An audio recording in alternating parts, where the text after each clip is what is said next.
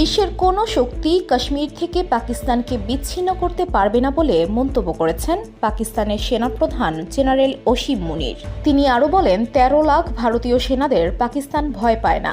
গত বুধবার প্রবাসী পাকিস্তানিদের আলোচনা সভায় ভাষণে এ দাবি করেন তিনি। এ সময় কায়েদে আজম মোহাম্মদ আলী জিন্নাহর দ্বিজাতি তত্ত্বের প্রশংসা করেন অসীম মুনির। ভারতীয় সংবাদ মাধ্যম হিন্দুস্তান টাইমস ও দ্য প্রিন্ট বলেছে, আলোচনা সভায় ভাষণে বিভিন্ন ইস্যু নিয়ে কথা বলেন পাকিস্তানের সেনাপ্রধান অসীম মুনির। এ সময় তিনি পাকিস্তানের ইতিহাস সবাইকে মনে করিয়ে দেন, প্রজন্ম থেকে প্রজন্মে সেই ইতিহাস ছড়িয়ে দিতে বলেন। এমনকি ভারত ও পাকিস্তান যে আলাদা এবং স্বতন্ত্র সে বিষয়টি মনে করিয়ে দেন অসীম। পাকিস্তানের সেনাপ্রধান বলেন, আমাদের দেশের রাষ্ট্রদূতদের ভুলে যাওয়া উচিত নয়, তারা একটি দারুণ ঐতিহ্য ও সংস্কৃতির ধারক।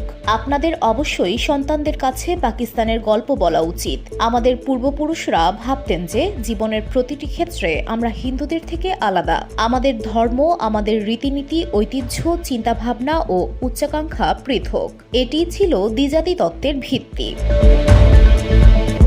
ভারতীয় ও পাকিস্তানিরা দুটি পৃথক জাতি বলেও মন্তব্য করেন তিনি। ওই সম্মেলনে কাশ্মীর ও বেলুচিস্তান প্রসঙ্গ এসেছে জেনারেল মুনির বক্তৃতায়। এসেছে পাকিস্তানের বিদ্রোহী তেহরিকি তালিবান টিটিপি এবং বেলুচিস্তান লিবারেশন আর্মির সাম্প্রতিক হামলার প্রসঙ্গ।